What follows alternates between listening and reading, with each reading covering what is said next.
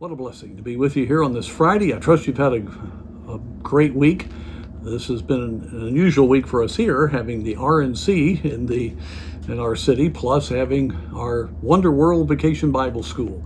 Lots to think about and lots to look to the Lord about, but we're so thankful for His goodness. Today I'd like to look at 2 John, and I'd like to look at a verse that's somewhat familiar, but I think is a wonderful challenge for us as believers in regard to staying encouraged. Verse 4 of 2 John, I rejoice greatly that I found of thy children walking in truth, as we have received a commandment from the Father. This verse is an encouragement to parents. It's a challenge for parents, but it's a challenge really as much for anyone in ministry. That's what is being dealt with here. If we live a life just pretty much trying to take care of ourselves, provide for ourselves, and we're more focused inward than we are on the people that God has around us, I promise you won't stay encouraged. You're going to find enough in yourself and enough around you that it'd be very easy to be discouraged. But the matter of having genuine ministry in people's lives and giving of yourselves to them, I promise you that's the way you will have ongoing encouragement, even though that's not always easy. Rearing natural children is not easy. Rearing spiritual children is not easy. There are risks in that. There are disappointments.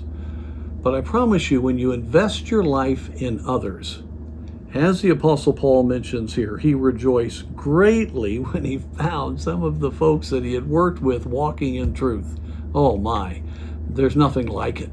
And I promise you, as you serve the Lord, as you see folks saved and you disciple people, or you're ministering in a Bible class, or whatever ministry the Lord may give you, or just even praying for folks and investing time that way, you will see victories.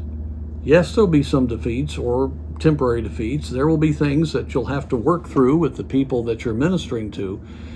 But when you see God work, when you see a life that you've touched go on for God, when you see them bear fruit, when you see them sometimes take greater steps than you've taken, it is such a joy, and it keeps the perspective right.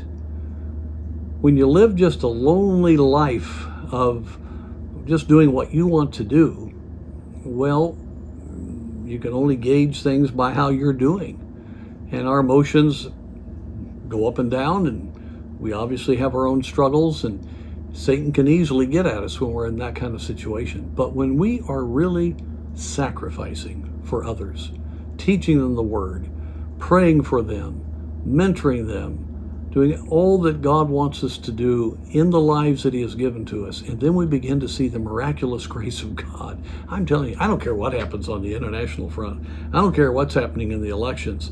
When you see God's miraculous work in your life and then in others' lives, man, you're okay, because you begin to understand, this is why I'm here. I'm accomplishing what God wants me to accomplish. My life doesn't have to be bounced around by all the circumstances around me.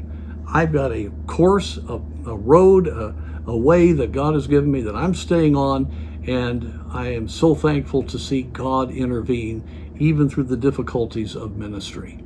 So I want to encourage you, invest yourself in the lives of others, and guess who'll be the most encouraged? You will be.